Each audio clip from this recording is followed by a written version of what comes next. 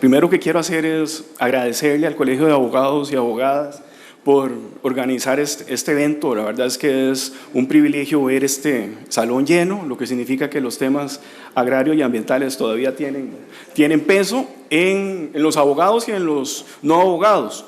Agradecerle, por supuesto, a don Carlos Bolaños, como presidente de la comisión, por organizar este evento, así como a don Giovanni Córdoba. A don Giovanni le agradezco que me haya dado pelota con los temas que le propuse. Yo tenía algunos temas que considero que eran de punta y que no los vi inicialmente en el programa. Don Giovanni, por decirlo así, me dio pelota y entonces los pudimos incluir en la charla. Vamos a esperar un segundo mientras la presentación carga. Ahora sí, ya la tenemos. El tema que les traigo, bueno, va enlazado con lo que el anterior expositor acaba de contarnos. Es ni más ni menos que la opinión consultiva OC 2317 de la Corte Interamericana de Derechos Humanos y algunas tendencias nuevas a nivel global en relación con el derecho ambiental. Yo estoy convencido de que el derecho ambiental es un derecho tan mutante, tan cambiante, que si uno lo deja de estudiar unos 4 o 5 años, se queda absolutamente perdido. O sea, si ustedes estudiaron derecho ambiental hace 4 o 5 años y se ponen a estudiar derecho ambiental ahora, actualmente, el derecho ha cambiado muchísimo. Don Rafa González, que está aquí sentado frente a mí, que es el papá del derecho ambiental costarricense, nos decía que en los años 90 fue la época de oro del derecho ambiental. En los años 90, bueno, tuvimos la Declaración de Río, la Cumbre de Río 92, la Convención de Naciones Unidas de Cambio Climático, la Convención de Naciones Unidas de Lucha contra la Desertificación, la Convención de Naciones Unidas, ¿cuál me falta de las tres? Cambio climático, diversidad biológica. Tuvimos la Agenda 21, pero de un momento a otro el derecho ambiental como que se durmió. Hemos pasado casi que décadas con un derecho ambiental que no ha avanzado mucho. Sin embargo, en los últimos años, yo diría que en los últimos par de años, el derecho ha venido evolucionando. Yo le llamo la segunda revolución del derecho ambiental y es sumamente reciente, tan reciente que me ha obligado a cambiar muchas de mis clases en la Universidad de Costa Rica para poder incluir estos temas. Vamos a ver cuáles son esos grandes cambios que han venido sucediendo en los últimos meses. Vean que es algo que es muy reciente y que podríamos denominar como una nueva revolución del derecho ambiental contemporáneo. Hagámoslo de manera cronológica. El año pasado, el presidente Emmanuel Macron de Francia adoptó un documento que se llama el Pacto Global por el Ambiente. Ustedes lo van a encontrar también como Pacto Mundial por el Ambiente. El documento fue elaborado por el Club de Juristas de Francia, en el cual participó un amigo de nosotros que es don Michel Prieur, ¿verdad? Que con el primer borrador de ese gran documento, el presidente Macron lo adopta y lo lleva a la Asamblea General de Naciones Unidas de septiembre del 2017. A partir de este momento, el documento ya está dando vueltas y les voy a explicar qué es el Pacto Mundial por el Ambiente. Bueno, ni más ni menos que sería el tercer pacto de Naciones Unidas en materia de derechos humanos. Tenemos el Pacto Internacional de Derechos Civiles y Políticos de 1966, el Pacto Internacional de Derechos Económicos, Sociales y Culturales, también de 1966, y este Pacto Global por el Ambiente sería el tercer instrumento internacional de derechos humanos. Los invito a que se metan en Google y lo pueden descargar fácilmente.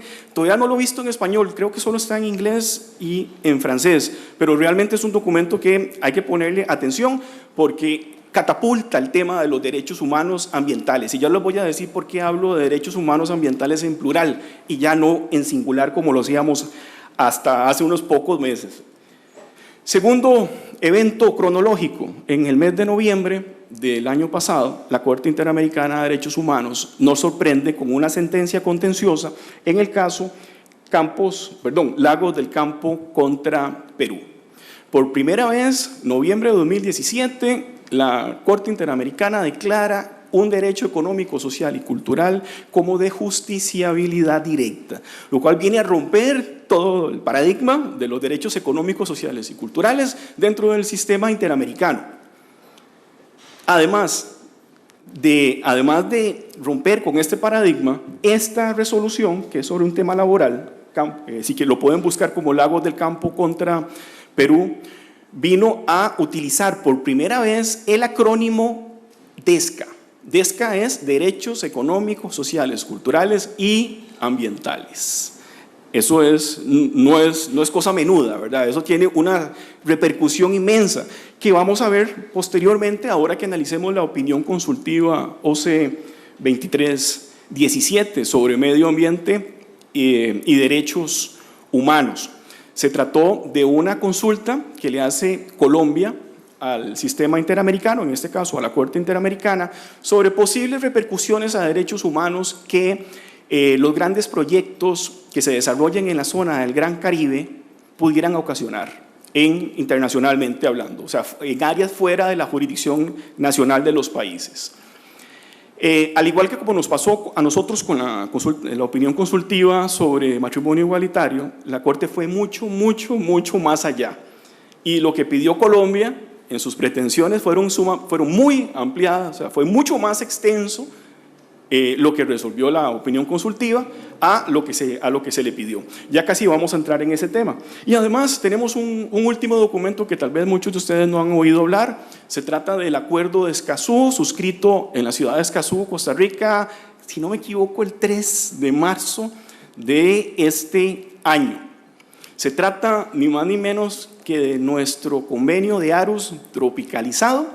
Es un acuerdo sobre acuerdo vinculante, para darle la connotación que tiene, es un acuerdo vinculante sobre acceso a la información ambiental, participación efectiva en la toma de decisiones ambientales y justicia ambiental, lo que llamamos los 3 derechos de procedimiento o los 3 derechos de acceso.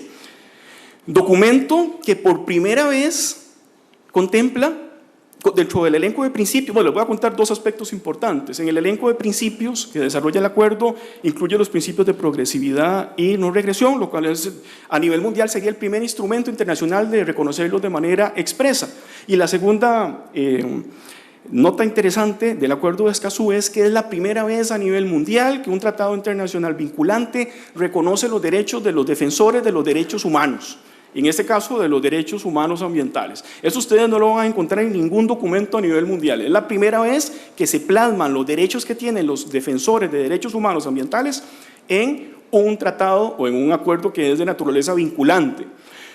Acuerdo que está abierto a su firma en las Naciones Unidas para la Asamblea de septiembre. Tuvo el auspicio de la CEPAL y requiere 11 ratificaciones para entrar en vigor. Ojalá Costa Rica nos dé el ejemplo y lo firme, sea de los primeros países en firmarlo en la Asamblea General en Nueva York de las Naciones Unidas y sea tal vez el primero en ratificarlo a nivel interno. 2 aspectos más antes que se me olvide dentro de esta neorevolución del derecho ambiental. Tenemos 3 temas interesantes. En el 2016, en la reunión de la Unión Internacional para la Conservación de la Naturaleza de abogados, se suscribió el acuerdo, no es un acuerdo, es una resolución sobre el Estado de Derecho en materia ambiental. También los invito a leerla.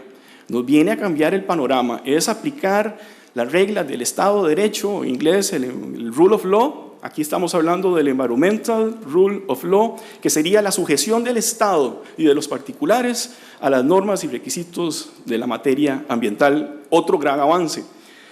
Sigo. Este año, en marzo, en Brasilia, se suscribió la Declaración de Brasilia sobre justicia hídrica. Ustedes dirán, ¿qué es eso? Bueno, es una declaración emanada de la última cumbre la Cumbre Mundial del Agua, que se celebró en Brasil, y trae aspectos muy interesantes como sería esa sinergia entre los 3 derechos de acceso, derechos procedimentales y la justicia hídrica. Ya nos habla de un principio del indubio pro aqua, que también me pareció bastante interesante. Vean cómo poco a poco esto se va cambiando de manera gradual y rápida. Otro tema, la justicia climática, que por cierto va a ser el que les va exponer el profesor González Bayar en su mesa, creo que el jueves, don Rafa, el próximo jueves. Bueno, nos estamos dando cuenta de que poco a poco el tema cambio climático está llegando a las Cortes. A nivel regional, podemos hablar ya que ya contamos con una primera sentencia. Colombia, ahora hace un mes y resto, que además de otorgarle estatus de derecho, de sujeto de derecho a la Amazonía colombiana, además de eso, resolvió el tema en relación al cambio climático. O sea, ya no podemos obviar el tema de la justiciabilidad y de las obligaciones vinculantes de nuestros países en materia de cambio climático. Lo vimos en el caso Urgenda en Holanda, lo hemos visto en cortes de justicia en la India, por ejemplo, que también han estado obligando a los estados a cumplir con obligaciones y compromisos que podríamos decir que son, que serían compromisos a nivel internacional, pero que a nivel interno adquieren vinculatoriedad y que pueden ser llevados a justiciabilidad, ya sea en los tribunales constitucionales por la íntima relación que existe entre derechos humanos y cambio climático, y además por el tema de materia de derechos humanos y también por el tema de la jurisdicción contencioso administrativa, porque ni más ni menos que se trata de compromisos adquiridos y que tienen repercusiones en la vida, en la salud y en el equilibrio ecológico. Por último, de los últimos de los temas revolucionarios tenemos los derechos de la naturaleza. También va a haber una charla con el profesor Álvaro Zagot, que es el que ha estado impulsando ese tema a nivel nacional. No quiero quemarles el tema ni a don Rafa ni a don Álvaro Zagot. Voy a entrar de lleno a los aspectos tanto de forma como de fondo de la opinión consultiva OC 2317. Lo primero que puedo decirles es que se trata de una pieza jurídica de lujo. Posee una redacción que podemos decir que es impecable, es clara, es precisa, es concisa, es congruente, está muy bien estructurada, sigue un orden lógico, es muy agradable a su lectura. O sea, no es un documento que ustedes lo van a leer y se van a aburrir, no, está redactada de tal manera que se hace agradable a su lectura. Y además contiene una serie de precedentes, sentencias, doctrina, tratados, etcétera, con los cuales yo digo que yo podría eventualmente dar un curso general de derecho ambiental únicamente, incluso con los pies de página de la opinión consultiva 23 de la Corte Interamericana. Se trata de un hito a nivel regional. La Corte Interamericana fue mucho más allá que el Tribunal Europeo de Derechos Humanos en materia de ambiente y derechos humanos.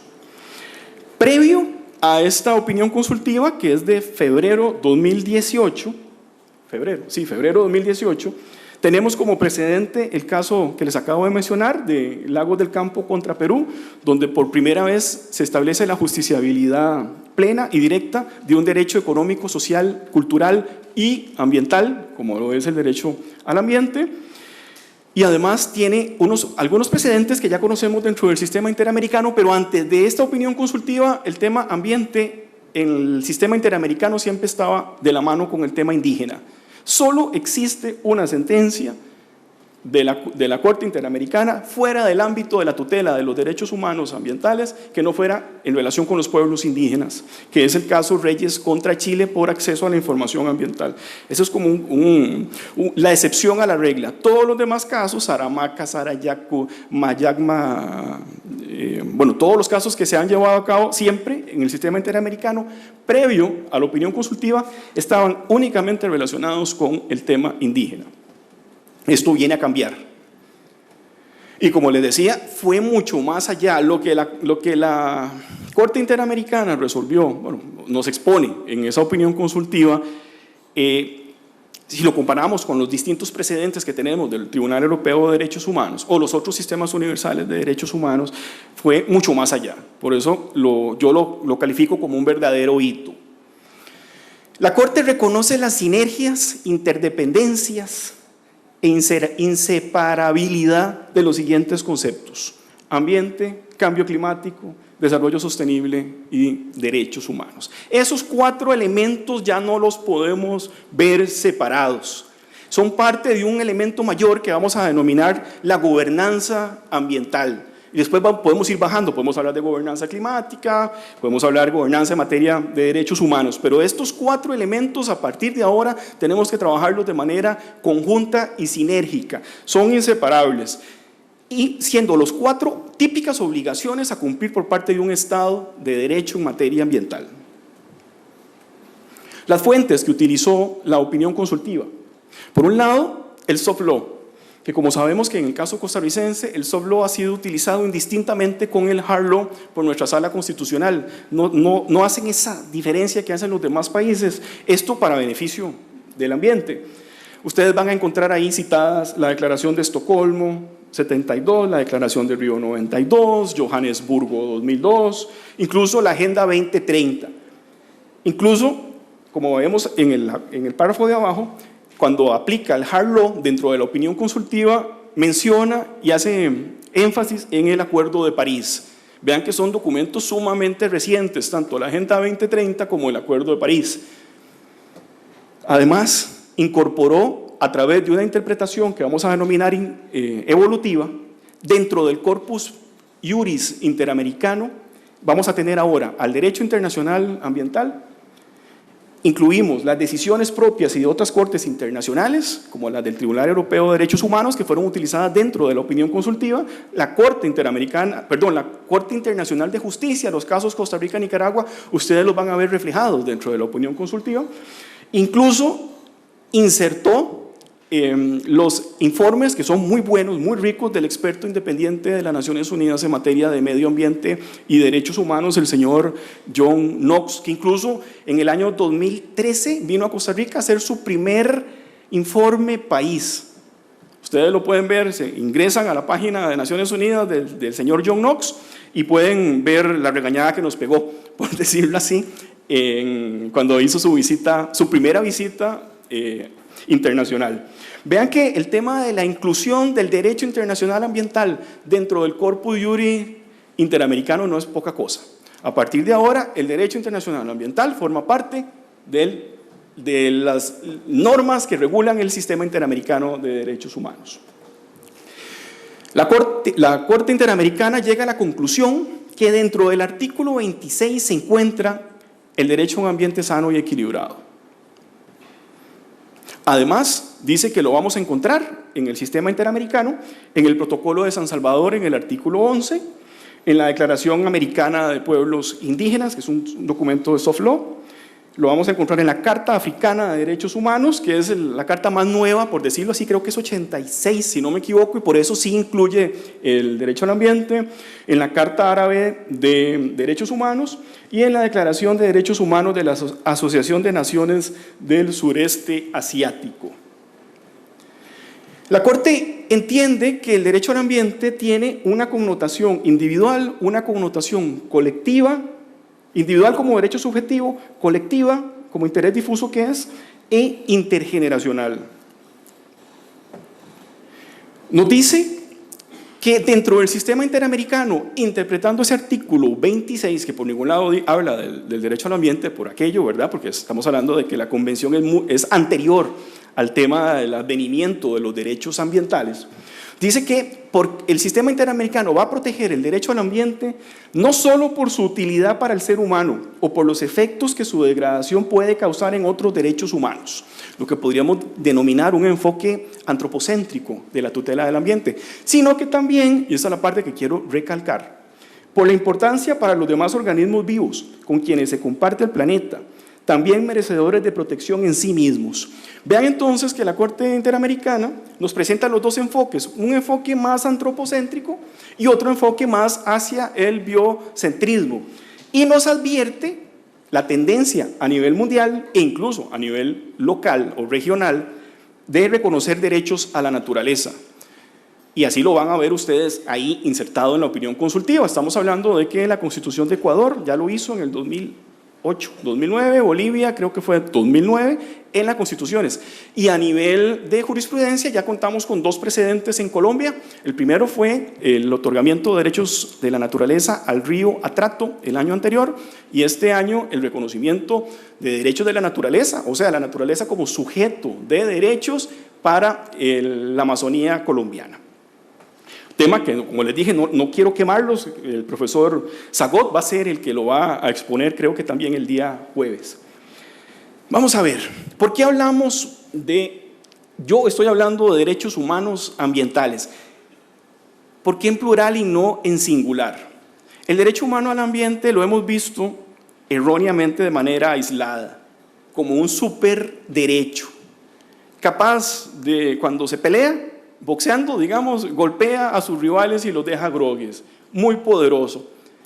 Incluso hemos venido aplicando el derecho al ambiente de tal manera que estamos violentando el núcleo duro de otros derechos humanos. Esa visión ya no la podemos, no debe ser la correcta. No existen derechos humanos dictatoriales, no existen derechos humanos arbitrarios, no existen derechos humanos dictadores, por decirlo así. No, el derecho humano al ambiente tenemos que posicionarlo a la luz de una serie de otros derechos humanos con los cuales tiene que convivir y coexistir de manera justa y armónica. Por eso hablo de derechos humanos ambientales en plural y no en singular. Por ejemplo,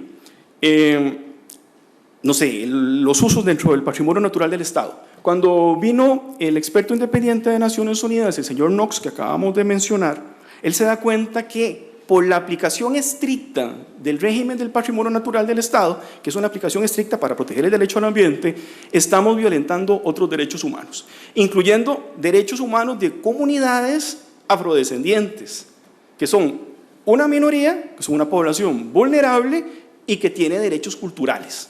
Entonces, cuando él nos hace su informe país, nos dice, vean, costarricenses, no se puede, por aplicar el derecho al ambiente, ustedes no pueden menoscabar los demás derechos de las demás poblaciones, y menos si esas poblaciones son vulnerables. Entonces, tenemos que hacer ese ajuste. Ese fue como la primera alerta cuando yo leí ese informe. A mí se me prendió el bombillo. Yo dije, no, definitivamente el enfoque que estamos aplicando no debe ser el correcto. Y todos estos documentos que estamos hablando ahora vienen a ratificarlo. Tenemos que tomar en cuenta las necesidades de las poblaciones. El derecho al ambiente es con la gente. Estamos hablando de un derecho al ambiente que tiene que coexistir y convivir con otros derechos humanos igual de importantes, como son el derecho a la vida, el derecho a la salud, el derecho a la integridad personal, el derecho al agua potable, el derecho al saneamiento. Y vean que los dije separados, porque hay que verlos ahora de manera separada. El derecho a la alimentación, como nos decía el anterior panelista. El derecho a la vivienda. Vean qué importante el tema vivienda y ambiente.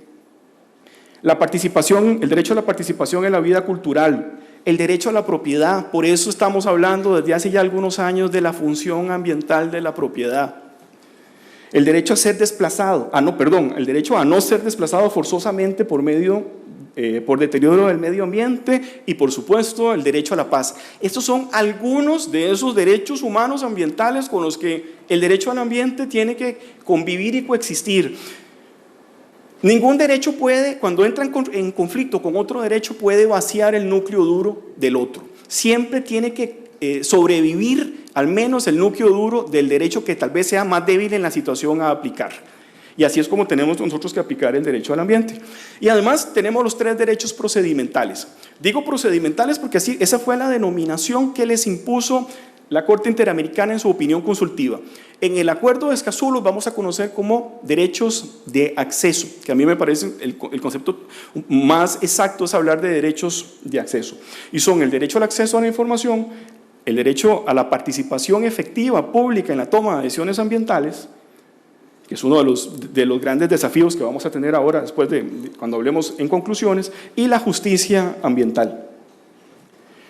Este enfoque de derechos humanos ambientales tiene que tomar en cuenta a las poblaciones más vulnerables, llámese pueblos indígenas, niños, personas viviendo en situaciones de extrema pobreza, las minorías, las personas con discapacidad, las mujeres. Y vean este tema, en materia ambiental estamos hablando de que son poblaciones vulnerables a las cuales tenemos que garantizarles la totalidad de los derechos humanos, incluyendo el derecho al ambiente, las comunidades que dependen económicamente o para su supervivencia de los recursos ambientales. Y además, las comunidades que por su ubicación geográfica corren peligro especial de afectación en casos de daños ambientales, como son las comunidades costeñas e islas pequeñas. Vean que este último acápite está relacionado con el tema cambio climático. Como nos decía el panelista anterior, vamos a experimentar migraciones ya sea a lo interno de los países y a lo externo de los países. El cambio climático nos va a generar conflictos armados.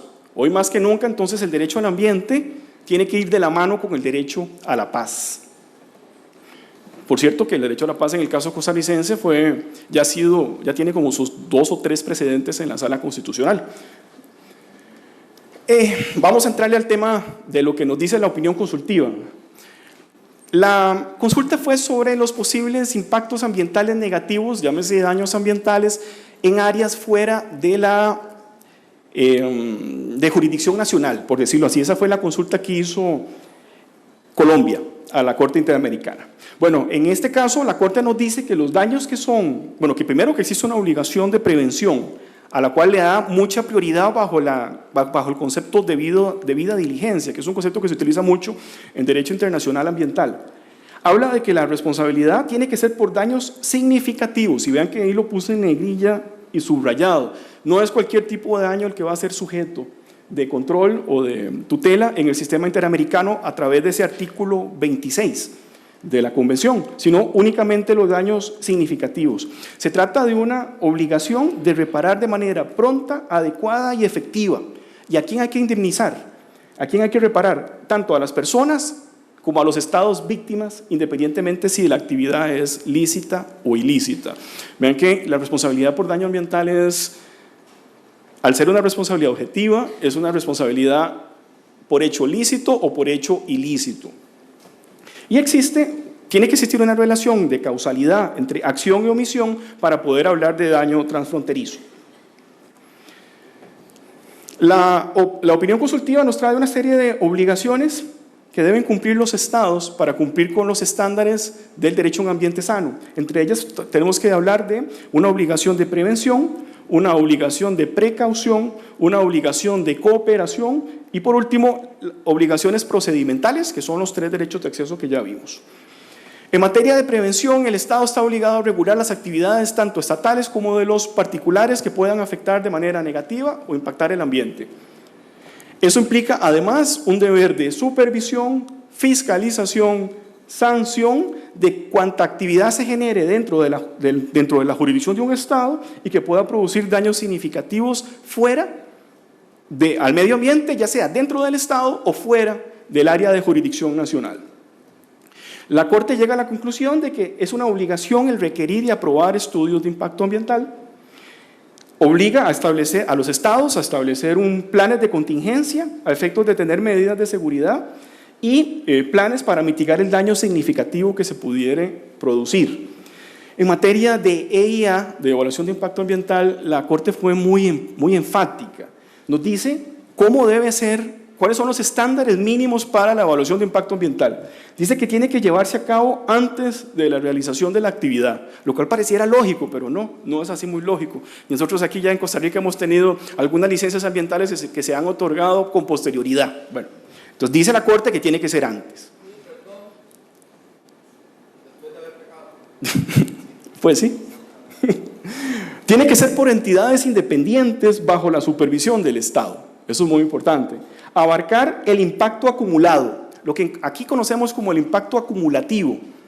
Vean que nosotros, por lo general, en los proyectos donde se analiza la evaluación de impacto ambiental, se analiza la actividad obra proyecto específico, pero no se ve el impacto que pueda tener esa actividad obra proyecto en relación a otras actividades obras o proyectos que se están realizando en tierras cercanas, por decirlo así. Bueno, en esto fue enfática. Creo que nosotros solo tenemos un voto constitucional, que es el voto Baulas, sobre el tema de la evaluación de efectos acumulativos, donde la Sala le ordena a CETENA realizar una evaluación de efectos acumulativos porque estaban sobre las construcciones que se estaban llevando a cabo dentro de, en este caso, el Parque Nacional Baulas. Tiene que haber participación de los interesados. Ese es otro estándar de la evaluación de impacto ambiental para la Corte Interamericana. Se deben respetar las tradiciones y culturas de los pueblos indígenas que podrían verse afectados. Esto es la evaluación de impacto socioambiental. Vean que en materia indígena ya la Corte en los casos Saramaca y Sarayaco había sido muy enfática en el tema de tomar en cuenta los aspectos culturales cuando están de por medio poblaciones vulnerables como son las poblaciones indígenas. Y el contenido tiene que ser tomando en cuenta la naturaleza y magnitud del proyecto y la posibilidad de que el impacto pueda tener sobre el ambiente. Estos serían una especie de estándares mínimos interamericanos para evaluación de impacto ambiental. Por otra parte, la Corte reconoce la obligación de precaución.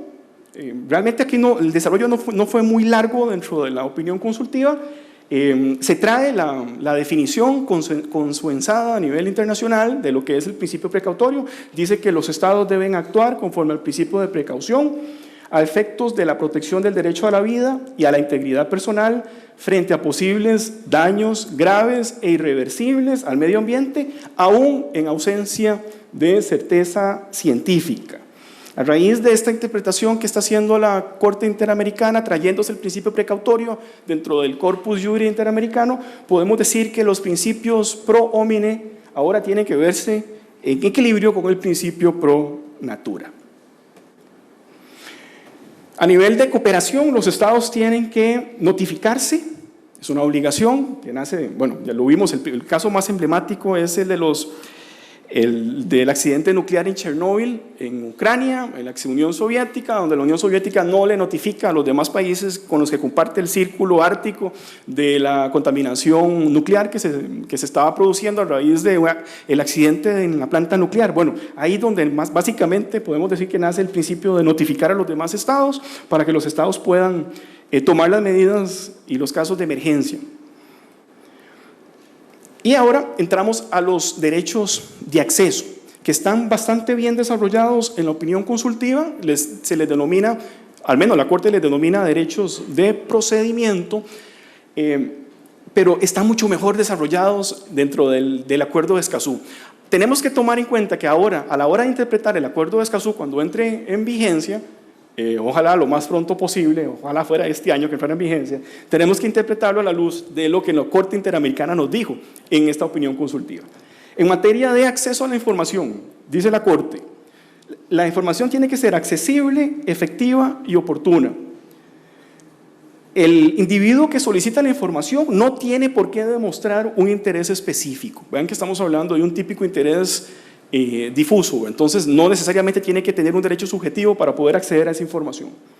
El Estado tiene que proveer una serie de mecanismos y procedimientos para que las personas individuales soliciten la información, así como la recopilación y difusión activa de información. Vea que ese tema viene relacionado con temas mayores. Estamos hablando de la gobernanza, estamos hablando del acceso a la información, estamos hablando de la transparencia y estamos hablando de la rendición de cuentas. 4 conceptos que también van íntimamente de la mano. Entonces, ese acceso a la información por transparencia, bueno, el Estado tiene que crear los mecanismos necesarios para que cualquier individuo pueda acceder, o sea, solicitar y acceder rápidamente a esa información ambiental. Información que es de interés público. Pero además el Estado tiene que recopilar datos y ponerlos de manera activa, pues eso se llama transparencia activa, ponerlos en manos de los administrados. Vean lo importante que son los sistemas de información ambiental. O sea, esa obligación ya no es solo del yo ciudadano pidiéndole al Estado información, sino que el Estado por sí solo tiene que recopilar información y ponerla acceso a los ciudadanos. La Corte establece que el derecho de acceso no es irrestricto y utiliza las mismas limitaciones, valga la redundancia, que utiliza en otros derechos como en el derecho a la propiedad. Dice que el derecho entonces al acceso a la información no es absoluto y admite restricciones. Estas restricciones, eso sí, tienen que estar en ley, o sea, es materia de reserva de ley. Tienen que responder a un objetivo permitido por la propia Convención Americana y tienen que ser limitaciones o restricciones necesarias y proporcionadas para responder a un interés general en una sociedad democrática. Y estas 3 limitaciones aplican para cualquier derecho reconocido dentro del sistema interamericano. Participación pública. Dice la Corte que está expresamente contenido en el artículo 23.1a de la Convención. Vean que hago énfasis porque la Corte está diciendo el derecho a la participación pública en materia ambiental está en el 23.1a de la Convención, cosa que la Sala Constitucional desde el 2012 para acá dice que no está ahí. Ahora vamos a ser un poco críticos con el tema y cómo van a ser las implicaciones que tiene esta opinión consultiva respecto a la jurisprudencia constitucional costarricense. Entonces, es un derecho reconocido en la Convención del derecho a la participación pública. Se trata de la obligación que tienen los estados de garantizar la participación de las personas en la toma de decisiones políticas que pueda afectar el medio ambiente. Esto lo tiene que hacer sin discriminación, de manera equitativa, significativa y transparente, para lo cual previamente deben haber garantizado el acceso a la información relevante. Esta participación tiene que ser desde las primeras etapas del proceso de adopción de decisiones e informar al público sobre esas oportunidades de participación. Esta va a ser, como vamos a ver ahora más adelante, uno de los principales desafíos que va a tener la Sala Constitucional a la hora de aplicar esta opinión consultiva. Como mecanismos de participación, dice la Corte Interamericana que vamos a encontrar números apertus, las audiencias públicas, las notificaciones y consultas, participación en los procesos de formulación y aplicación de leyes. Aquí entra el tema de la iniciativa popular legislativa o la consulta del 361 de la Ley General de Administración Pública y mecanismos de revisión judicial. Estos son mecanismos de participación. El último de los derechos de acceso es el derecho de acceso a la justicia. Dice la Corte que este derecho de acceso a la justicia ambiental encuentra asidero en el artículo 1, 25 y 8.1 de la Convención Americana. Esto también debe tener repercusión en la jurisprudencia constitucional costarricense. Ya vamos a ver por qué. ¿De qué se trata el derecho al acceso a la justicia? Bueno, se trata del derecho que tenemos de impugnar cualquier norma, decisión, acto u omisión de las autoridades públicas que pueda contravenir las obligaciones de derecho ambiental. Se trata de asegurar la plena realización de los derechos del procedimiento, es decir, el derecho al acceso a la información y el derecho a la participación. A través del derecho al acceso a la justicia vamos a potenciar el derecho al acceso a la información y el derecho a la participación. Y además, ese derecho al acceso a la justicia nos va a permitir remediar cualquier violación a derechos ambientales como consecuencia del incumplimiento de cualquier norma en materia ambiental. Vean que fue sumamente amplia las obligaciones en materia de justicia ambiental que nos trae la opinión consultiva. Ahora sí, pongámosle el cascabel al gato. En los últimos años, la Sala Constitucional ha venido desligándose, por decir así, de la materia ambiental. O sea, durante los años 90, en aquella época de oro del derecho ambiental internacional y nacional, como nos recuerda don Rafa, en esa época de los 90, la Sala Constitucional fue la Corte Constitucional más progresista de Latinoamérica, al menos, yo no sé, probablemente del mundo entero. Era tan progresista que primero la Sala Constitucional resolvió un asunto y nos dictaba una jurisprudencia vinculante, erga omnes, y después la Asamblea Legislativa tenía que salir corriendo a modificar las normas, porque la jurisprudencia era primero que las normas.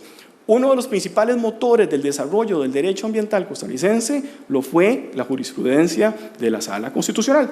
Bueno, resulta que a partir de un evento que algunos magistrados me han dicho que es exactamente a partir del voto Cruzitas, la Sala Constitucional empezó como a alejarse, distanciarse del tema ambiental. Vamos a verlo en dos claros ejemplos que tienen una íntima relación con los temas que acabamos de relacionar con la opinión consultiva. Primer ejemplo, a partir del 2012, la Sala Constitucional, luego de que desde los 90 desarrolló amplísimamente el derecho a la participación pública en materia ambiental, a partir del 2012 empezó a distanciarse y ha llegado al punto de decir que el derecho a la participación pública en materia ambiental y en materia general, o sea, no solo en ambiental, sino que el derecho a la participación pública dejó de ser o no es un derecho, sino que es un principio constitucional. Y como principio constitucional que es, o sea, lo rebajó. Aquí tenemos un estatus derecho fundamental, convencional, constitucional. Y un estatus más abajo está el estatus de los principios. Bueno, la Sala llega a partir del 2012 al convencimiento de que el derecho a la participación pública en materia ambiental ya no es un derecho fundamental. Derecho fundamental que ella ayudó a desarrollar amplísimamente, pero amplísimamente, y llega a la conclusión de que se trata de un principio constitucional, y como es un principio constitucional, ya no es resorte de la jurisdicción o de la justicia constitucional, y empieza a quitarse de encima esos asuntos y reenviárselos por legalidad a la jurisdicción contencioso administrativa, con los problemas que acarrea reenviar asuntos a la jurisdicción contencioso administrativa. La jurisdicción contencioso administrativa no es una no es una jurisdicción que actualmente pueda cumplir con los estándares de justicia ambiental, ni de la opinión consultiva, ni del acuerdo de Escazú. ¿Por qué? Porque es una jurisdicción donde se requiere patrocinio legal letrado. Es una jurisdicción donde los pueden condenar en costas. Y es una jurisdicción que lastimosamente actualmente está tan saturada que la solicitud de una medida cautelar dentro de un proceso contencioso puede tardar meses. Y se los digo con experiencia de caso. Tengo una ahí pegada, ya tiene 6 o 8 meses. Entonces, no es una jurisdicción que cumpla con los estándares mínimos de la justicia ambiental. Vean ustedes van a ir a litigar al contencioso administrativo por un interés público ambiental, interés difuso. No están litigando para ustedes, están litigando para una colectividad. Y ustedes tienen que pagar su propio abogado, porque no pueden asistir de manera directa a la jurisdicción contencioso administrativa. Y además, si pierden el caso, corren el riesgo de tener que pagarle a su abogado y además pagarle las costas al Estado o a la otra parte. Entonces yo les digo, bueno, ¿cuál sería el incentivo entonces de la gente para poder litigar en materia ambiental en una jurisdicción donde no existen esas garantías que sí tenemos en la jurisdicción constitucional? Que es gratuita, donde no hay condena en costas, donde lo normal es que un recurso de amparo se resuelva en 2 o 3 meses, donde inmediatamente a los 3 o 4 días de presentar un amparo ya tenemos la resolución que le da traslado y ya se le ordena a la administración que tiene que, o al particular, que tiene que dejar de realizar la actividad, o al revés, una medida cautelar de acción o de omisión. Bueno, eso no lo tiene la jurisdicción contencioso administrativa, y eso nos trae un problema grave de injusticia ambiental. Este fue el caso 1, les voy a dar el caso 2. Igualmente, a partir del voto crucitas, una parte de la Sala Constitucional, en este momento 3 de los 4, o sea, hay 7 magistrados, hay 3 magistrados que llegaron a la conclusión de que la materia ambiental, de justicia ambiental dentro de la jurisdicción, no es materia constitucional. Y igualmente lo que hacen es, cuando hacen sus votos salvados, porque vean que es un voto de minoría, hacen sus votos salvados y dicen se rechaza porque esto es un asunto de legalidad. El criterio es que existen múltiples vías procesales abiertas y que todas son tan efectivas que no necesitamos acudir a la jurisdicción constitucional, cuando la premisa definitivamente no es así. O sea, realmente la única justicia rápida, cumplida, donde podemos exigir el mecanismo de cumplimiento de sentencias rápidamente es la jurisdicción constitucional. Y lastimosamente, como les decía, 3 de los 4 magistrados, en este momento serían 2, porque ya uno ya se nos pensionó hace poco. Vamos a ver qué pasa cuando ingresen los otros dos magistrados nuevos a la sala, cuál va a ser su actitud. Vean que se correría eventualmente el riesgo de que la justicia ambiental constitucional desaparezca. Básicamente esa sería la consecuencia. Sin embargo, como yo les estaba contando, a raíz de que los instrumentos internacionales de derechos humanos gozan de un valor superior o igual a la propia Constitución política, eso ha dicho la Sala Constitucional desde los 90, de que todos los órganos del Estado, incluido el legislativo y el ejecutivo, son garantes del control de convencionalidad, y de que las resoluciones de la Corte Interamericana, hasta el día de hoy, pues no sabemos qué va a pasar mañana, hasta el día de hoy, tanto las sentencias como las opiniones consultivas de la Sala Constitucional son obligatorias para Costa Rica. Por lo tanto, estas 2 tendencias que estamos viendo ahora, el tema de la participación pública degradada de derecho fundamental a principio, y el tema de quitarse de encima los asuntos ambientales para reenviárselos a la jurisdicción contencioso administrativa por parte de la Sala Constitucional, van a constituir los principales desafíos de esta sala a la hora de darle un cumplimiento efectivo a la opinión consultiva. Y vean que luego de la opinión consultiva probablemente nos va a caer encima el acuerdo de Escazú, cuando ya esté en vigencia, con una serie de regulaciones sobre acceso, sobre participación y acceso a la justicia ambiental que yo creo que la Sala Constitucional no se va a poder saltar. Entonces, hoy por hoy, me parece que lo normal sería que la Sala Constitucional, luego de analizar la opinión consultiva, llegue a la conclusión de que estas dos tendencias no se ajustan a lo que establece la opinión consultiva, y lo ideal sería que ellos reencaminen, cambien de criterio y ahora nuevamente vuelvan a traer el tema ambiental dentro de la jurisdicción constitucional. Todos seguimos soñando con una sala constitucional como la de los 90s, la que yo les contaba que era una sala constitucional progresista y de avanzada. Ese estandarte se lo quitó la Corte Constitucional colombiana. Tenemos que retomar eso. Muchas gracias.